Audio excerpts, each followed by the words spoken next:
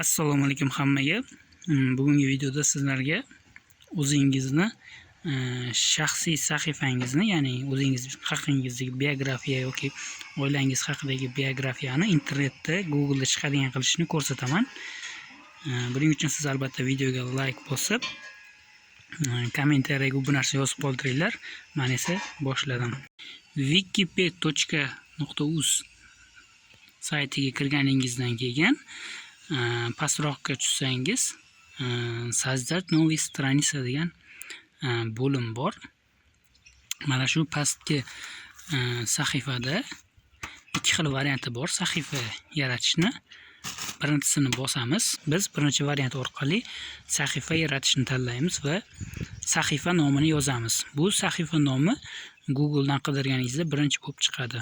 Ya'ni mana shu nom bilan qidirsangiz Google dan chiqadigan bo'ladi. Sahifa nomini yozganingizdan keyin e'lon qilish opublikovать degan tugmani bosamiz, ko'k tugmani.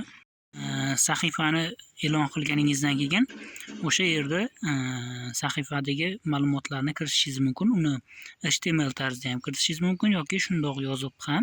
Demak, sahifadagi ma'lumotlarni kiritgandan keyin описание изменения degan joyga o'sha nimalar kiritilgani, nima o'zgarishlar bo'lgani haqida yozib, keyin запись degan tugmani bosiladi.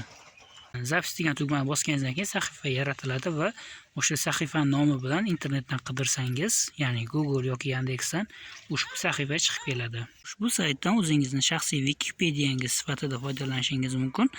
Bu sayt shunchaki instrument. Bundan to'g'ri foydalansak, odamlarga foydasi tegadigan ma'lumotlarni joylasak, albatta bu yaxshi savob bo'ladi. Misol uchun, sizga firibgarlar telefon qilishdi. Telefon qilib shu karta ma'lumotlaringizni so'radi yoki sizni aldab firibgarlik qilib aldab ketishdi. U firibgar haqida sizda to'liq ma'lumot yo'q yoki faqat telefon raqami bor yoki o'sha pasport ma'lumotlari bor va firibgarligini tasdiqlovchi sizdagi ma'lumotlar bor. Shularni ham ushbu saytga joylab boshqalarni ogohlantirishingiz mumkin. Firibgarni telefon raqamini Google dan qidirganda, yozganda uni raqami chiqadi va o'sha nima firibgarlik qilgani haqidagi ma'lumotlarni o'sha sahifa ochib ichiga yozib qo'ysangiz, bu boshqa odamlarga foydali bo'ladi. Men ko'proq tavsiya qilardim sizga o'sha qo'ng'iroq qilgan hozirgi kunda juda ham internet orqali moshenniklar rivojlanib ketgan.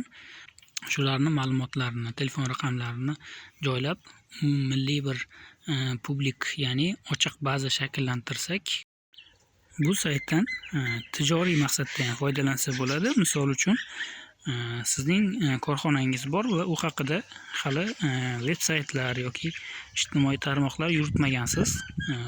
Shu saytga sahifa yaratib korxonangiz haqida buni odamlarga yetkazishingiz mumkin. Ya'ni siz korxonangizni Google dan qidirganda, siz korxonangiz haqidagi ma'lumotlar, qachon ochilgan, nima bo'lgan, qanday faoliyat bilan, turi bilan shug'ullanadi va hokazo ma'lumotlarni to'liq yozib, kiritib qo'yishingiz mumkin va bu mutlaqo bepul va juda ham tez ishlaydi. Hech qanday qo'shimcha pul so'ramaydi sizdan, hech qanday obunalar so'ramaydi. Bu saytni nima uchun men bunchalik ko'p maqtayapman yoki bundan qandaydir manfaat bormi desangiz, yo'q. Bu saytni tasodifan uchratib qoldim va bu saytga kirib o'sha sahifa ochganimda haqiqatan o'sha moderatsiyasiz sahifam bir necha soniyada yaratildi va o'sha sahifa hozirda Google dan yozsam chiqib kelyapti. Bu juda ham ko'pchilik uchun juda ham qulay instrument, faqat undan foydalanishni bilishimiz kerak. O'rtoqlar, video yoqgan bo'lsa, videoga like bosib, kanalimizga obuna bo'lib qoling. Shunaqa qiziqarli va foydali roliklarni har hafta shanba kuni kechki payt 8 da kanalga joylab boraman.